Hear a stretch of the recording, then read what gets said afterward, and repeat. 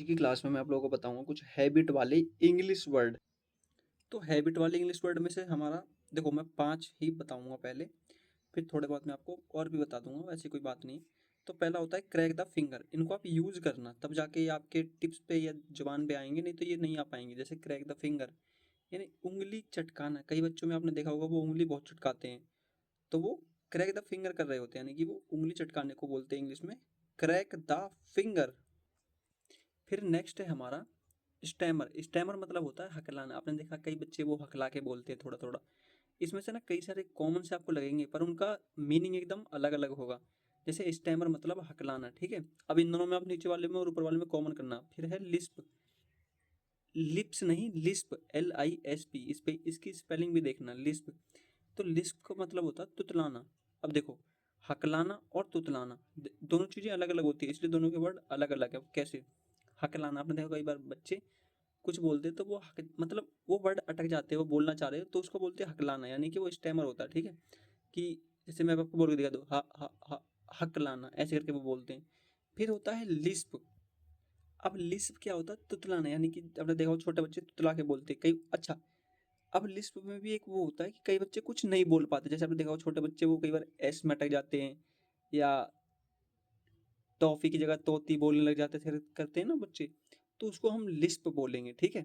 तो स्टैमर यानी हकलाना, जो हकला के बात करते हैं, और लिस्प मतलब तुतलाना।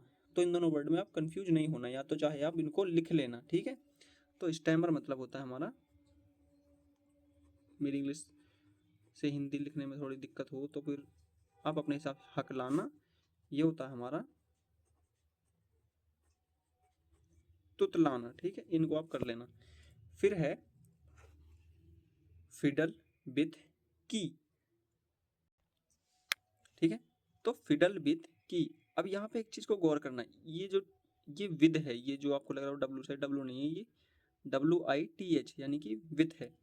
फिडल विथ की। यहाँ पे आप अभी पहले इसको समझो। जैसे आपने देखा हो कई बार बच्चे जो आते हैं या उनके पास कुछ होता है, वो घुमाते हुए आते हैं। जैसे फिडल विथ की का मतलब होता है चाबी घुमाना, यानी वो उंगली मैसेज करके चाबी ऐसे घुमाते रहते हैं, वो करके, ठीक है। तो घुमाना, चाबी घुमाना, फिडल विथ की। अब कहीं आपने देखा होगा महिलाओं को आदत होती है बालों को उंगली डाल के उनको घुमाते रहना, घुमाते रहना। तो हम यहाँ पे फिर कर सकते हैं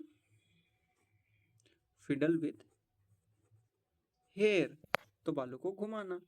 अब आता है हमारा च्यूइंग द पेन, ठीक है। च्यू द पेन यानी कि पेन चबाना। कई बच्चे आपने देखा होगा वो पेन लेके रखते हैं, पेन चबाते रहते हैं, पेंसिल चबाते रहते हैं। तो बस आपने थोड़ा सा चेंज करना है, आप पेंसिल चबा रहे हैं तो च्यू द पेंसिल, या जो भी चबा रहे हैं उसको वैसे करके बोल देना, ठीक है। तो पहला वर्ड है क्रैक द फिंगर, दूसरा वर्ड है स्टैमर यानी हकलाना। क्रैक द फिंगर मतलब उंगली चटकाना, स्टैमर मतलब हकलाना, लिस्प मतलब तुतलाना, फिडल विथ की और हेयर मतलब कि चाबी घुमाना, बालों को घुमाना, और है हमारा च्यू द पेन मतलब पेन चबाना, ठीक है। अब आगे हमें हमिंग टू योर सेल्फ, यानी कि आपने देखा हो कई बार बच्चे होते हैं वो अपने आप में बड़बड़ाने लग जाते हैं, तो उसको बोलते हैं हम हमिंग टू योर सेल्फ। ये टोटल मिला के 6 वर्ड या सेंटेंस जो आप समझो वो उनको समझ लो। तो एक प्रकार से ये हैबिट में यूज होते हैं, ठीक है। तो आप इनको यूज करो, समझो, और फिर आप इनको यूज करके 10 10 सेंटेंस बना के, सपोज इन सब में से किसी एक वर्ड को उठा के सेंटेंस बना के कमेंट करिए, और चैनल को सब्सक्राइब करिए, और हमें बताइए आपको क्लास कैसी लगी, ताकि हम और भी क्लास आपको बना के दें।